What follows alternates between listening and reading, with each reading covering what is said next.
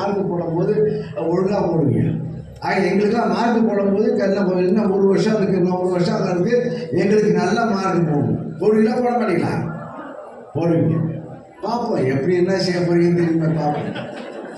நாங்கள் மழையாக இருந்தாலும் இந்த கேன்பேட்டில் நாங்கள் ஒரு 10 நாள் இப்போ காவடி கொடுக்கணும்.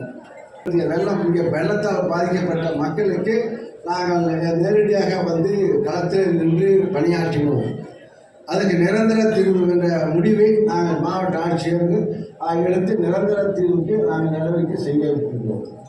ஆக பஞ்சாயத்து போர்டு கவுன்சிலர் செய்கின்ற வேலையை நாங்கள் செஞ்சுருக்கோம். புரியுதா இல்லையா? அதான் எங்களுடைய அரசு முதல்வர் அவர்கள் அந்த வேலையை எங்களுக்கு அவர் செய்து கொண்டிருக்கிறார்கள். பஞ்சாயத்து போர்டு பிரசிடண்டோட ஓட்டு போய் திரும்பி கூட போக மாட்டோம். கவுன்சிலர் இருந்தாலும் சேர்மன் இருந்தாலும். ஆனால் முதலமைச்சர் அவர்கள் அவர் கவனம் செலுத்தி வாக்களித்த மக்களுக்கு அவர் முதல்வராக இருந்தாலும் அவர் கடுமையாக சுற்றுப்பயணம் செய்கிறார்கள். நம்முடைய முதல்வர் அவர்கள் இப்போ 20ஆம் தேதி வருகின்ற 20ஆம் தேதி 21ஆம் தேதி 21ஆம் தேதி 22ஆம் தேதி நம்முடைய முதல்வர் அவர்கள் இங்கே கடலூர் வருகிறார்.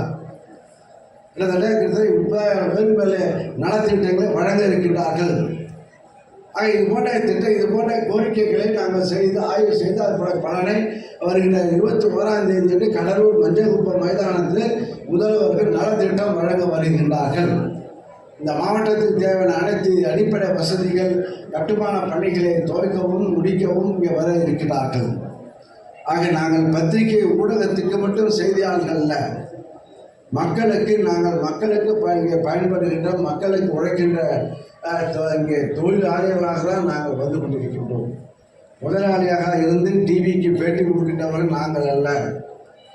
ஆக நாங்கள் இங்கே மக்களாக கலந்து மக்களுக்கு பணியாற்றுகின்ற சேவகனாக தான் நாங்கள் பணியாற்றுகின்றோம். நேற்றைய தினம் நாங்கள் இப்போ இதே நேரம் தஞ்சாவூரில் விவசாயிகளுடைய கருத்தினை கேட்டு 8 மாவட்ட விவசாயிகளை அழைத்து அவருடைய கருத்துக்களை கேட்டு என்னென்ன வேண்டும் என்ற குறையை கேட்டு அதற்குரிய நிதிநிலை அறிக்கை தாக்கல் செய்ய வேண்டும் என்று முதல்வர் அறிவித்திருக்கிறார்கள். கோவிஷீல்டு சென்னையில் நிறுத்தினோம்.